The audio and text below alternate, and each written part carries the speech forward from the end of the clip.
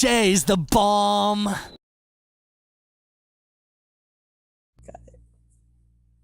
Okay. Hey everyone, welcome to the Mabel Syndrome podcast. It is Tuesday night. Kristen and I are here with a guest we're super excited about, Ricky Schmidt, who is the lead singer and bass guitar player for the band Western Settings. I've been listening to Western Settings for a while now. I was introduced from a friend and have recently kind of become obsessed. So it's pretty exciting that we're getting to have this conversation tonight. And Kristen has sort of been newly introduced, right, Kristen? Yeah, you told me what songs to check out, what albums to check out, so I've been listening a lot lately. Yeah, so we're super excited. It's one of those things where we tend to reach out to people and ask them to be on our podcast, and we almost always expect to hear no, and people just keep saying yes to us. So we're super lucky. So welcome to the podcast, Ricky. Thank you so much for having us, or me, I guess. Yeah. Do you have other people there with you? No, but I'm used to doing this with other people. Usually, there's my other band members with me and stuff. So yeah. I'm never by myself. It's funny how that works, though. Is it really your first interview on your own? All by myself, it is. Yes. Actually, does that feel? I did do a phone interview one time with someone that I guess was by myself. Does it feel weird to not have your bandmates there?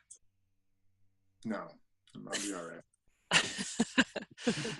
We did one of the other interviews that we did, it was the lead singer by himself, and then after we posted it, his band just like gave him shit for weeks to follow because they weren't there to put their own words in. So yeah, I told Will today I was doing this. I don't know if he knew it was today or not, but I was like, I'm doing a podcast thing. He's like, cool, do it. I think his exact words were, do it up. Well, then you better do it up, I guess. Okay, so we usually start every podcast with asking what people are drinking. So Ricky, what are you drinking? I'm drinking water. I'm on a water diet for the week, at least. We get a lot of water and ginger ale and juice and sometimes tea. Sometimes the people we interview drink tea. Yeah, which is really feisty. I was looking for tea and stuff downstairs, but we don't have anything like that in my house right now. I was looking to go hardcore for the podcast, but I couldn't find any. I could go get a bottle of bourbon that's downstairs and pretend like I'm drinking it. If you guys. Kristen, are you drinking? I am. I'm just drinking a beer, but it's actually really good. So I want to plug it for the 3 people that watch it. Black Hog Brewing Company, Easy Ride, Session Rye India Pale Ale. It's really good. What's the percentage? Oh God, I don't know. It's some lame U.S. percentage, right? You always make fun of me. 4.8. Oh, it's like water. It's a session, though. It's a session. Idea. Yes, it is a session. Yeah. It's supposed to be like really good. Usually I drink vodka, and I was out of vodka, so I scrounged through my cupboard to find rum. And then I knocked on my neighbor's door to get ice. I had ice, and I asked her for a can of Coke. So I'm drinking Coke, which I like. I never drink pop, which is what we call it in Canada. Okay, so yes, you call it pop. I call it soda. So what is it called down in San Diego? Well, I think we just call it soda. But my mother's from St. Louis, and she calls it sody pop. Oh! That's awesome. That's the cutest thing ever. Sody pop. Yeah. Rum and Coke, it's gross. It's fucking gross. I'm not down with the Coke. I think it's hilarious that you knocked on your neighbor's door to ask for stuff for your drink. Well, I live in a row of townhouses, and so like I was saying a couple weeks ago, at the end of the night before I went to bed, I was like, I'm not going to have anything to drink tomorrow, so I'm not going to make any ice. And then I got home from work, and I had no ice, And so I went next door and I was like, fucking fill my cup up with ice. And they're like, you don't need anything else. I'm like, no, I got everything. I just need ice. So even not making ice doesn't work for me. If I don't want to have a drink after work, and I'm not an alcoholic, I swear, I just like a drink after work. I just need all of the people on my street to like band together and avoid ice and mix. Have you ever knocked on anyone's door to ask for liquor? Oh yeah, all the time. Yeah. Really? Oh my God, are you kidding me? I mean, that's awesome. But like, I have two neighbors on either. hilarious. My two neighbors on either side of me, like it's a regular thing where we text each other and say, does anybody, like a group text, does anybody have a bottle of wine open? Wow. And I Wow. usually say no Well, because wine's a waste of time. I have vodka or tequila. That's really love cool that you have that relationship with them I now. would get along with your neighbors really well. I have a great street. I'm very fortunate to have the neighbors that I do. Yeah. Do you feel bad ever taking their good stuff? Are they like, well, all I have is the really expensive top of the shelf? No, I never feel bad. Ever. I asked my neighbor on the right for toilet paper yesterday, and I asked my neighbor on the left for ice. Do you split it up? Or are you like, okay, well, I just got toilet paper from her, so I should probably go to the other one for the ice? I do. Like, someone lets my dog out, someone gives me toilet paper, and then I'm like, oh shit, I can't ask them for toilet paper. You rotate. Yeah. It's a community. It's what we do. Yeah. It's And you literally give it back. It is. And you know what? We take care of each other's kids, and we take care of each other's dogs and cats, and I don't want to move because I'll run out of toilet paper and I'll have nobody to ask. It's definitely you'd be in trouble in California because people are not that neighborly out here. It's not like that, is it?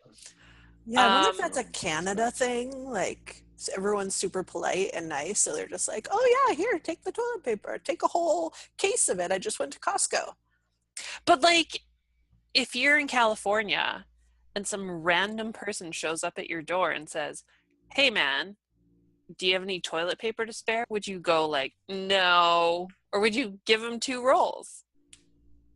Depending on what neighborhood I was in, and I mean, I probably would, but Right? I mean, feel like- nobody's going up to your house asking for toilet paper because they don't need it. maybe people just don't do that here either. Like they just assume that people aren't going to be nice. Maybe I don't know. Right. It's really I weird. live What part of San Diego do you live in? I just actually moved down to to like Point Loma Ocean Beach area, which is like, it's still like San Diego. It's just like one of the surrounding neighborhoods of like downtown. But I used to be like in North Park and different. It's just different. The neighborhoods are all really different around here. But Yeah. So like 22 years ago, which is so sad because I'm really old. I spent a summer at Mission Beach, just like crashing on couches and stuff. okay, So it was kind of like a surfer hippie hangout then. right, totally. Is it like that still? Mission Beach is, yes, still Okay. like that. Still a specific beach. Mhm. See, I bet someone would give you toilet paper if you asked for it. Totally. I think at Mission Beach they would. probably Yeah. could. They're all Yeah. like kind of on top of each other and friendly. And Yeah. North Park, maybe not. Where I live right now, probably not. But so do you have Yeah. roommates? I do. I'm renting a room from my friend who owns a house right now, which is cool because I was couch surfing for like 4 or 5 months before I got into this place, and then finally, actually, I say it was kind of sounds mean, but he was with him and his fiance split up, and then so a room in his house opened up. He was like, "Hey man, you still need a place to live?" I was like, "Yes." He's like, "All right." Yeah. So I just got Descendants tickets from a couple that split up, and they had an extra Sweet. ticket. So I was like, I'll take it. So sometimes people's misfortune is our fortune. Exactly. Absolutely. 100%. Mm-hmm. So if we were going to start talking about Western settings, do you We want to probably give us a little, we probably should. I could talk about toilet paper all day. But do you want to give us a little rundown history of Western Settings? I'm sure. Like from the Yeah, beginning. like we've obviously done our research. But here's the thing, you guys aren't you're not a band that's been around for 25 years. So Right. doing research to interview someone from a band that's fairly, I mean, I know you've been working your ass off for a long time, but newer. Is that wrong to say? Newer? Mhm. They're definitely So newer, I would say. yeah, so Yes. it's hard to find a lot of the information that's out there. So if you were to give us a rundown, a blurb to the people listening about the history and who Western Settings is, tell us. Yeah, we're a band from San Diego, and um, let's see. So we started off. So I was playing in a different band in San Diego, and we were touring around. And it's kind of so our drummer's from a different band. I'm from a different band, and then Will, our guitar player, is the owner of La Scalera Records. So my drummer and my band were both on Will's label, La Scalera Records, our old bands. So we were doing different stuff in different bands. Our band split up.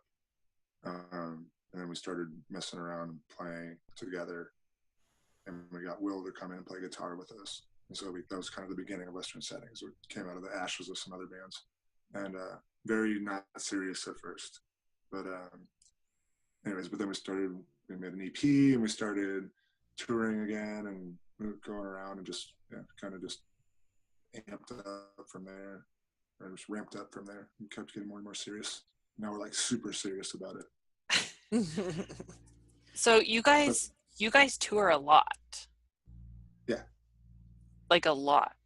Well, I mean, we tour. I guess it depends. I mean, we don't tour as much as like some bands. Like maybe you compare us to like Pears, which is a band that tours a lot. If I look at a band like Pears, that's like a band that tours a lot. They're constantly on the road, which I wish we could be doing, but we still tour a pretty good amount. This year's pretty busy. You guys, I saw it. So when I was on your Facebook page earlier this week, and then today I couldn't find it, and I don't know if it was taken down or if I just couldn't find it, but you have all your shows listed in numerical order. Oh yeah, that's Will. I make fun of him for that.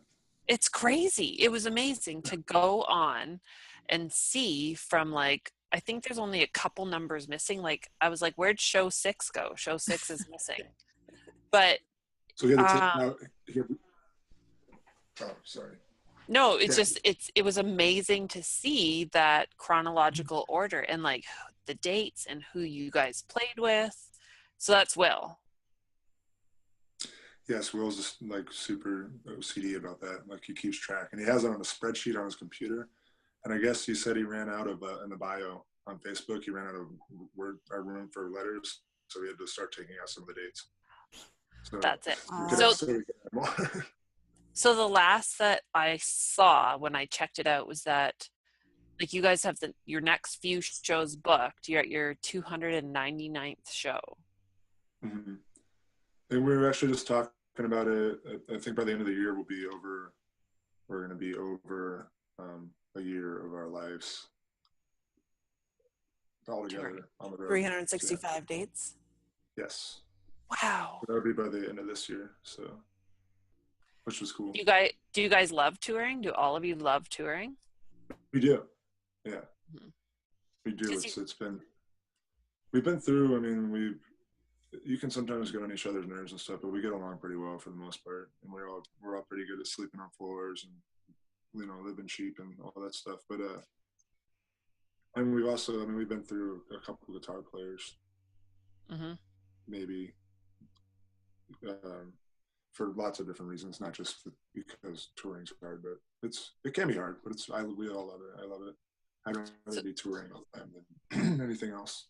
So when you guys, sorry. Go ahead, Chris. Oh, well, I did read that 3 time zones, damn it. I know, it's hard. Go. Little delay. I did read that you traveled a lot growing up, or you moved around a lot growing up, I should say. So, I think your dad was in the military or something, and so you moved around a lot. So are you just kind of comfortable with discovering new places and checking out new places?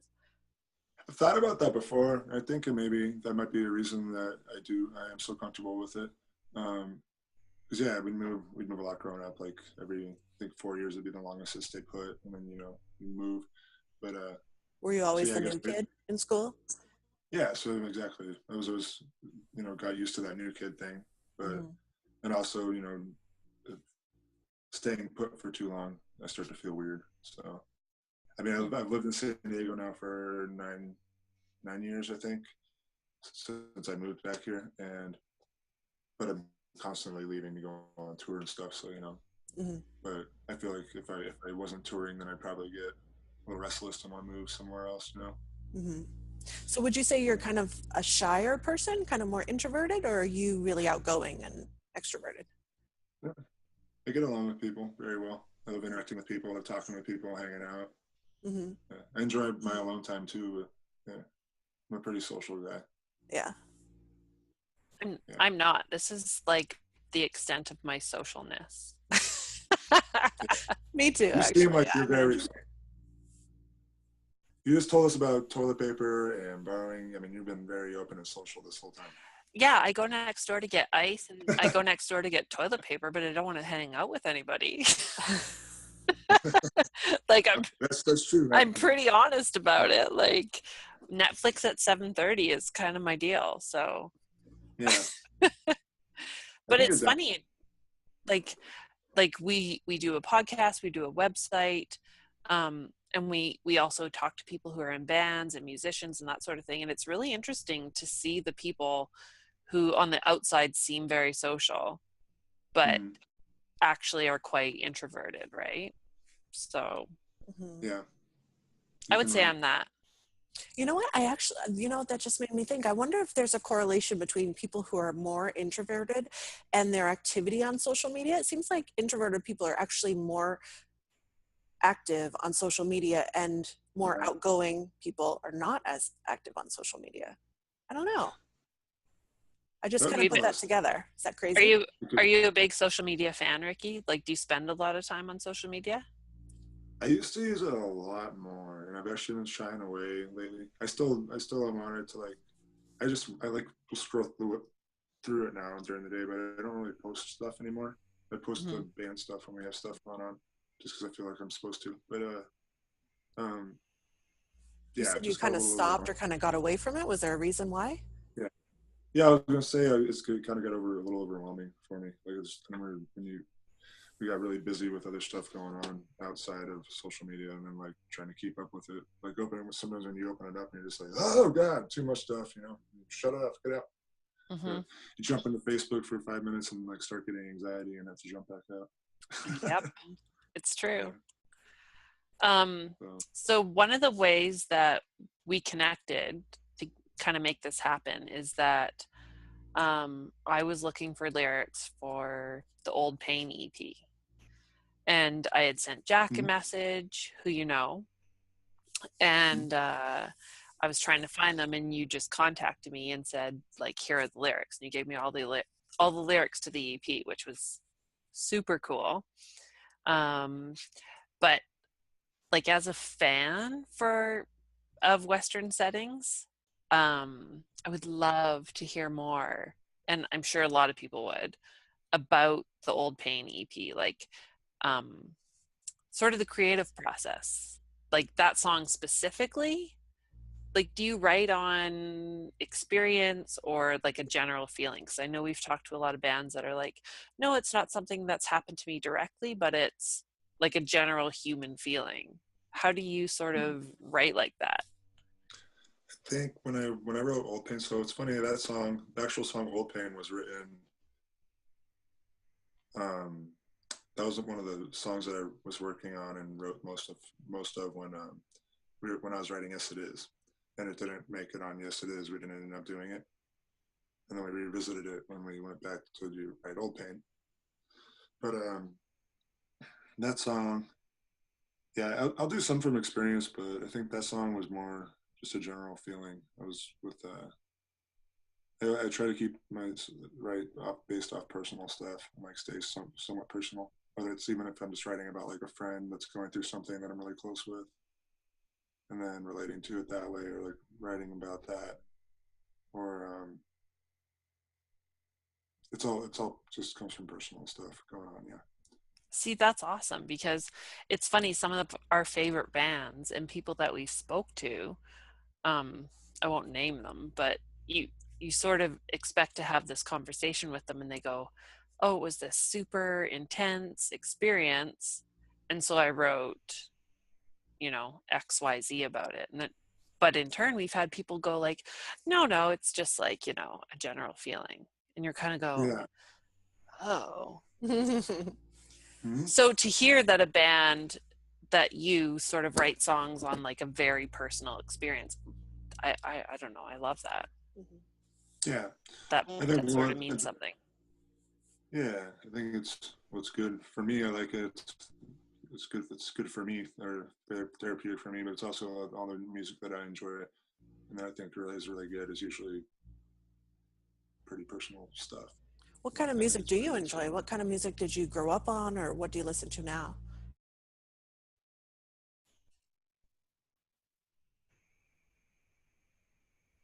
Shoot, I listen to a lot of different music now, but I grew up on a lot of punk and hardcore. See, I think I was like when I was in 6th grade, I had a Metallica record. I think that was like my first rock and roll thing. And then shortly after that, my friend gave me Bouncing Souls Hopeless Romantic, which was my first punk record.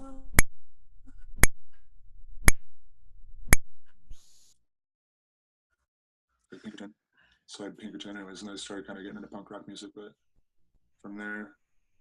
But anyways, I listen to a lot of different stuff now. Yeah.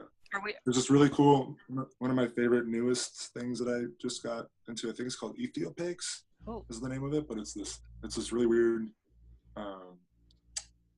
jazz band, and it's awesome. But, so I've been listening to a lot of weird stuff. Are we allowed to ask how old you are? I just turned 30 in March. That's great. That's good. I groaned, but I was like, Jessica turned 35 yesterday. I turned 35 yesterday. Cool. Happy birthday, late. Thank you. Yeah. Thank you. I feel, it's funny, with 35, I'm 35, but I feel 110, but at the same time, my sense of humor is that of like a 14-year-old boy. So that's good though. That's how you stay young, right? It's like a fine balance. Yeah. So you do write most of the lyrics for your songs, Ricky, right? Yeah, I write all of them. Oh, you write all of them. Okay. Is there a favorite song that you've ever written? Oh, good question. I don't know. Actually, I've never even really thought about that. Yeah, I honestly, I don't know. I'd have to sit down and think about that for a while. So one of the questions that I had written down for this was, if you could pick one song that you never wanted to fucking play live ever again, what would it be? And what was the first song that you ever wrote that you were like, holy fuck, I can do something with this? What are those two songs? Don't want to play it ever again, and holy fuck, I can make a career.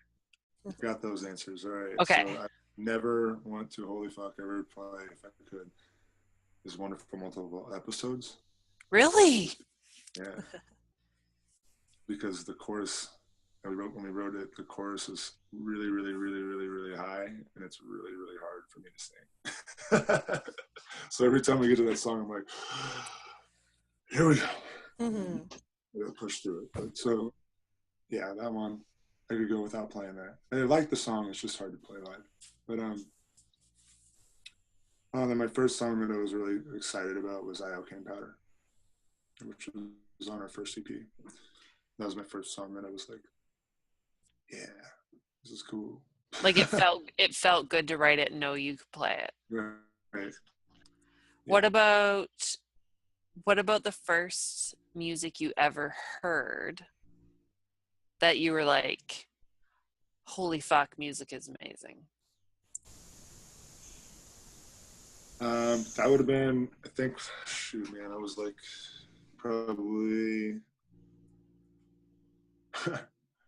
like 4th or 5th grade, and someone gave me a Weird Al Yankovic CD, and I was Yes. so into it. It was a tape, not a CD. I'm sorry, it was a tape. But yeah, I think that was the first thing I can remember, like really just like getting into, like as a kid. That's Started awesome. just jamming. Yeah, I love that. it was the one. I think it was the one that had like the Oreo song on it. I'm trying to remember what else was on it. Yeah. But I loved it. And shortly after that, it was Backstreet Boys.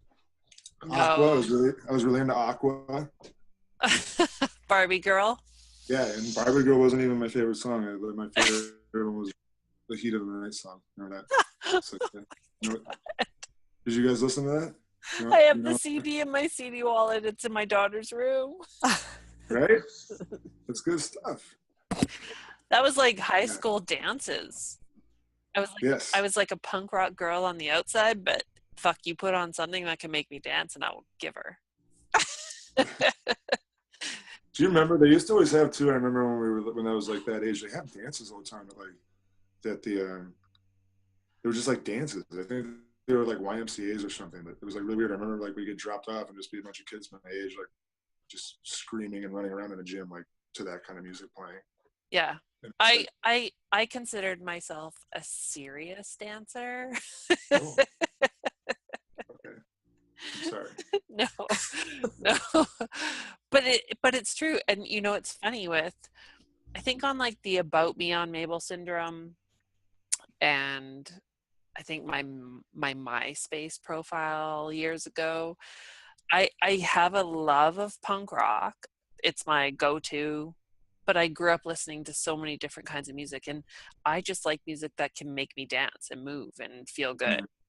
I don't care what it is, right? Absolutely. So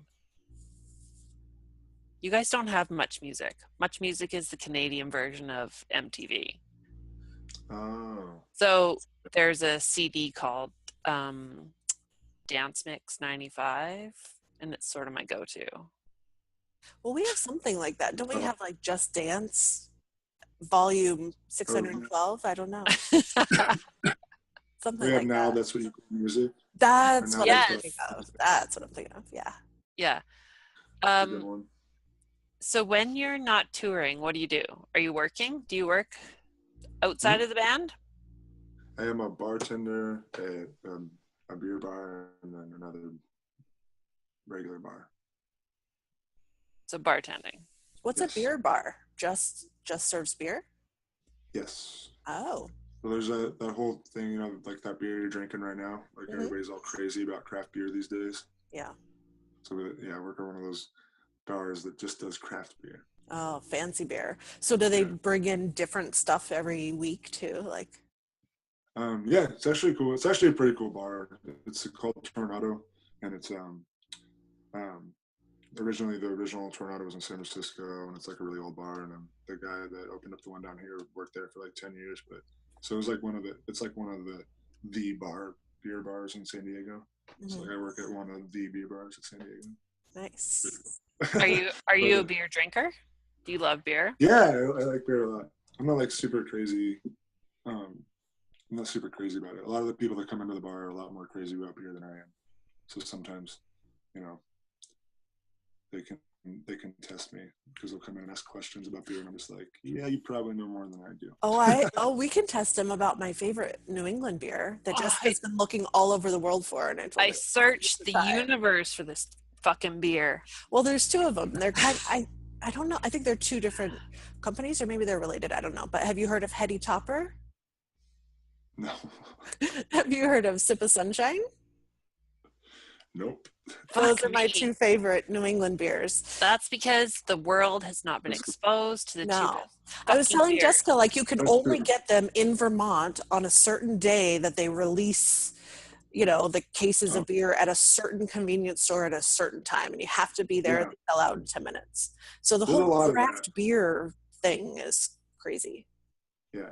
There's a lot of that, like what you just said. I think there's a lot of that, especially like regional stuff. But I think that's kind of neat though, because then you get like you go to different places and you have like beer specific to those areas. But like there's tons of beers out here too. That's the same thing. Like they'll come out and like, there'll be lines around disappear there and they disappear like that. When the first time, so Kristen and I have known each other on the internet for quite a long time, but we've only met in person once. So all of this relationship is other than the one time, friendship. So we interviewed Nicola from Millencolin, and he was our first in-person interview. And we decided that we were going to do like a beer, because he loves beer. He just started his own nano brewery. Yeah, so I'd bring my favorite beers, and Kristen would bring her favorite beers, and we would, I don't know, finagle him up to our hotel room. Which is it's a long story. We don't need to go there. Long story is, hey, we'll meet you in the lobby, language barrier, come up to our hotel room, and he said, isn't there a conference room? And we said, no, you're coming to our hotel room. And when he got up to our hotel room, we had a video camera on a tripod on the bed.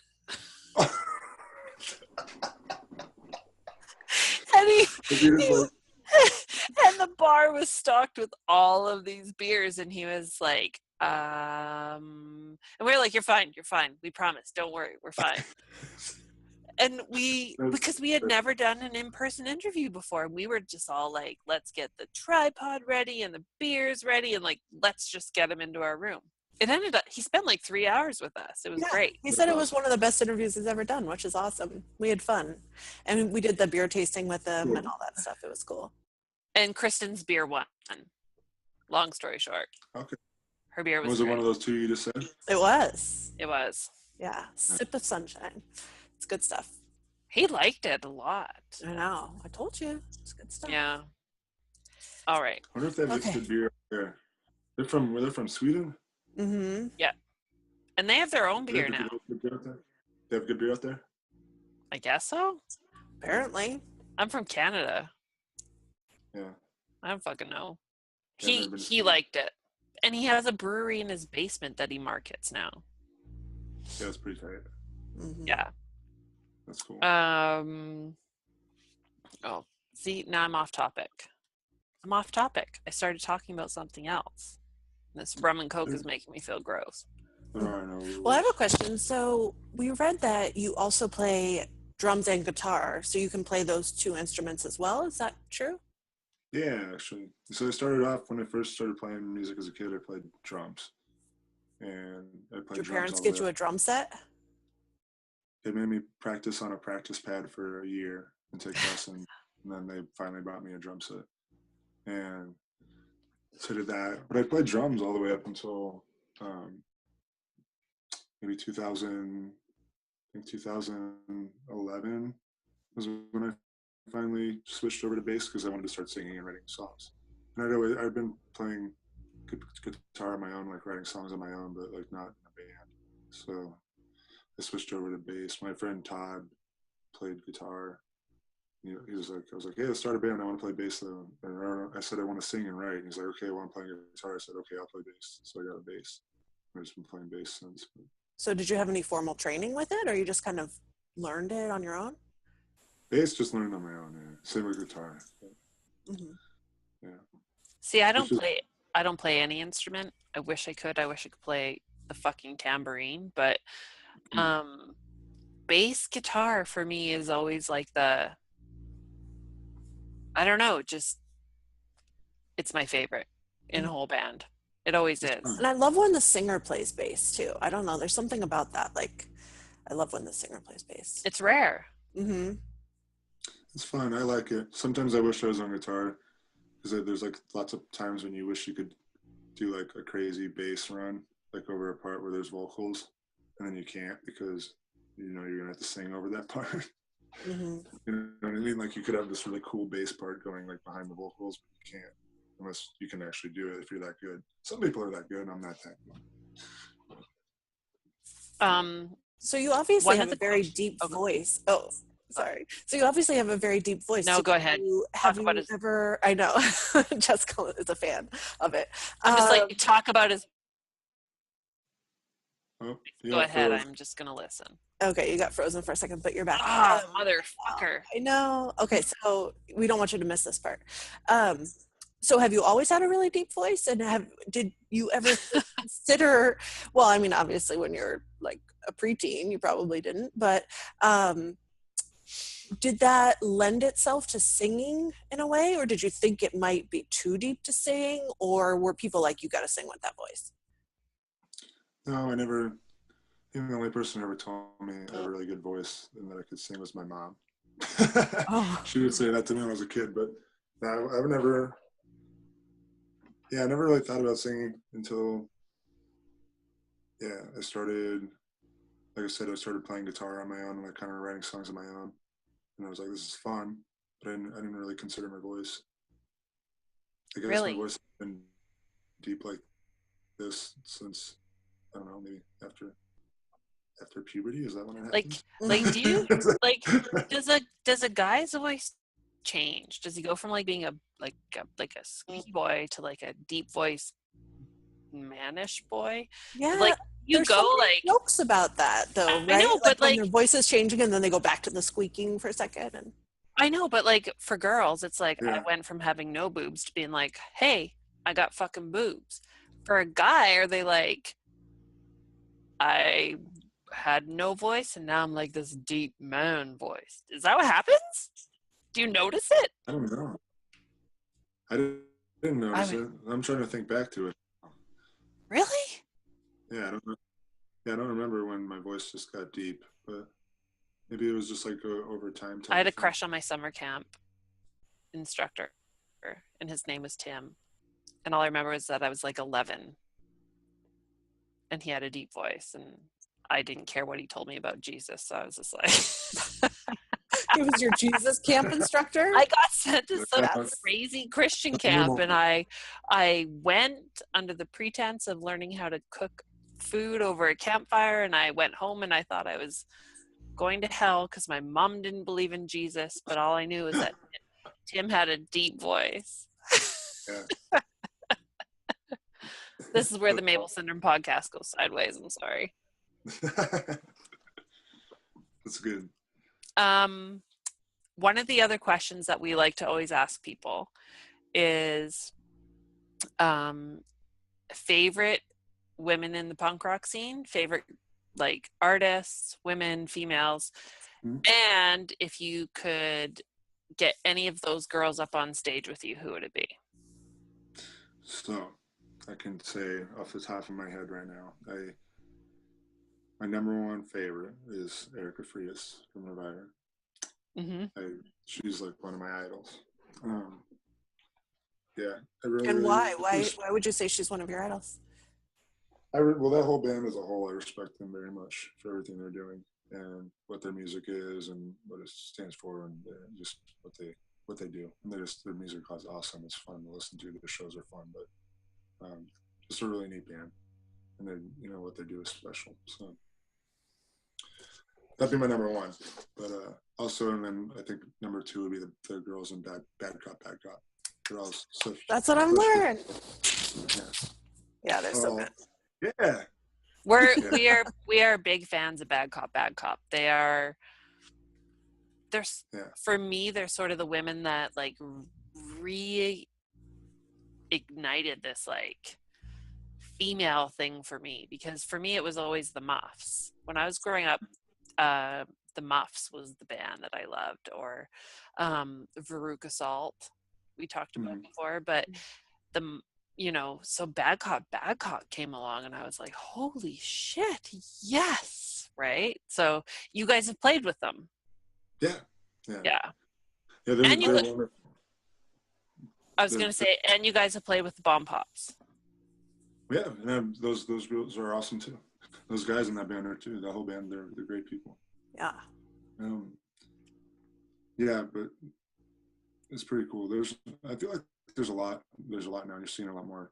Actually, I'm dating a girl right now. My girlfriend is she plays in a band. She's awesome too. There's a lot of women doing really cool stuff. Oh, plug her band. Yeah, plug her band.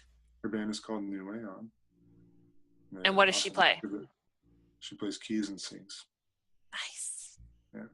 Wait, I didn't catch the name of the band though. So can you say it again? New Way On. New Way On. Okay. You can find them on La Scalera Records, the La Scalera Records Bandcamp. Oh, well, and we wanted to ask about that too, because Will owns that record label. Yeah. Okay. So, and then you guys were you started on that label and then you switched to Dying Scene. Is that right? So we're kind of all over the place with the label things. So Will has the La Scalera Records, and we've always been on that. When we released Yes It Is on vinyl, we did the digital with Dying Scene Records. We did the vinyl with La Scalera Records, and like I think there was like 6 other labels. So like we had a lot of people pitch in, like a lot of labels pitch in and like help out. So it looks like we're on a bunch of different labels, but it's more like each release has different labels involved with like helping get it out. So we didn't really switch over to Dying Scene. We like worked with Dying Scene on the digital release of Yes It Is. Got it. So if that makes sense. Mm-hmm. And then and then for Old Pain, creator destructor Ben Murray, who I don't know if you guys know Ben Murray, plays in Heart Sounds, a bunch of other bands, but which is another great band with a female vocalist and everything. But I remember, anyways, Ben Murray put out the vinyl for Old Pain on Creator Destructor Records, which is his label. So we've worked with a lot of different labels. Yeah. Who did the cover artwork for Old Pain? How did that happen? Oh, so that was actually an artist here in San Diego he just takes all these old pictures and he draws on them with ink over the old pictures. Yeah. And that was one of them. We were just flipping through all of it. He has like hundreds of them. We were just flipping through them, and there was a couple of them that we liked a lot, but that one, we just ended up on that one. Pretty good. Yeah. I have to say, like, when we interview people, I try to keep my shit, like, opinions, personal point of view. But Old Pain is seriously, like, one of, like, I don't know. It just speaks more to me than a lot of other albums. I have a very select few that I kind of keep close to me, but Old Pain is pretty serious. It's really, really good. It's really good. That means a lot. Thank you. I've had 2 rum and cokes, and so yeah, like I couldn't hold it in. Now you can just gush. I'm sorry. I try not to. I know. I try not to. I'm all like, but I've been like all week when we've been getting ready for this, I'm like, I've been thinking about it and I've been listening and I've sent songs to so many people and shared it on Facebook and Twitter, and I just can't. It's truly one of those, like a collection of songs that just you resonate with, right? Like it doesn't happen all the time. So that's me being a bit of a fan. That means a lot. Yeah. That means a lot. So what's on the horizon for you guys? A lot right now, actually. We're rather busy. We have, so we'll be leaving next month for Pooza Fest. So we'll actually be, we'll be close to, we'll be right in your neck of the woods. But yeah. Montreal is so fun. Have you been there before? Nope. It's our first time. So Toronto. We'll play Toronto and Montreal. And we played Vancouver really like a couple months ago for the first time. So that was our first time in Canada, but we've never been out to February. I think it was like February 19th here in Vancouver. Yeah. Thank you. Was that more than a couple months ago? Yeah, no, that was a couple months ago. Like almost to the day, 2 months. Mm-hmm. Oh, cool. Perfect. See, I am good at math. At the Cobalt. Yeah. And you couldn't go, Jess? What happened? I couldn't go. It's probably a school night. Yeah. But I have like, so for me to go to a show in Vancouver, I'm like 2 hours north of Vancouver. So for me, a show in Vancouver is a day off work and a hotel room and the next day off work and that sort of thing. So yeah. So it sucks, but next time. It was good. The Cobalt was cool and everybody there was very nice. Nice. That's good. That's good to hear. This guy named Aslan. I don't know if you know a guy named Aslan. No. Aslan? Is that this? What's the name of the lion on the Lion, the Witch, the Wardrobe? Oh, I don't know. Lion? It's the lion. The lion. I think his name was Aslan, but I think I'm pronouncing it right. But anyway, this guy Aslan put us up in his house, and it was funny going back to you talking about how nice everybody is over there. Like he had our whole band come stay in this tiny little living room. Like his girlfriend was sleeping in the bedroom. Like the only way you could get into the bathroom was to go through the bedroom. This poor girl had like 6 guys in her living room, like, you know, going, and everybody, like, of course, had to go to the bathroom because we'd been drinking and stuff. But it's pretty funny. But they were very nice. Then She was probably apologizing. She was probably like, I'm so sorry you have to go through my bedroom where I'm sleeping to get to the bathroom. It's true. It's true. I can't help. It's what we do. yeah, It's what we do. When the last time I was in the States, and like somebody didn't hold the door open for me, and it hit me in the face, and I was like, I'm sorry. I'm sorry you didn't hold the door for me. So besides Pooza Fest, what else do you have coming up? so we're writing right now a new record. So we're like a little over halfway done with the record. So that's what we've been kind of like spending a lot of our time trying to focus on. Do we get an estimated release date? It'll be early next year. Nice. Yeah, so we'll be recording in the fall, and then it should be ready to go by the beginning of next year. Yeah. Awesome. We're excited. It's cool. Well, I was going to say, we love what you do, and you guys tour hard and you play hard, and everything you guys have put out is just stellar. So I feel like that's what's to come next. Just as good. Or it could be the sophomore slump. So No. that's what all of our friends keep saying. You guys are going to have the sophomore slump? Like, No, you're not. Isn't that usually the No. second album? Isn't the second album supposed to be a disappointment? Well, this will be our second full. Oh. But the EP count Yeah, that counts. somewhere in there, right? I guess Yeah, it- you've established it. Would that mean that the EP is technically the sophomore? I guess it could be. We don't have no, sophomore. If you count EPs, then yes, it would be, because we had an EP before. Yes, it is.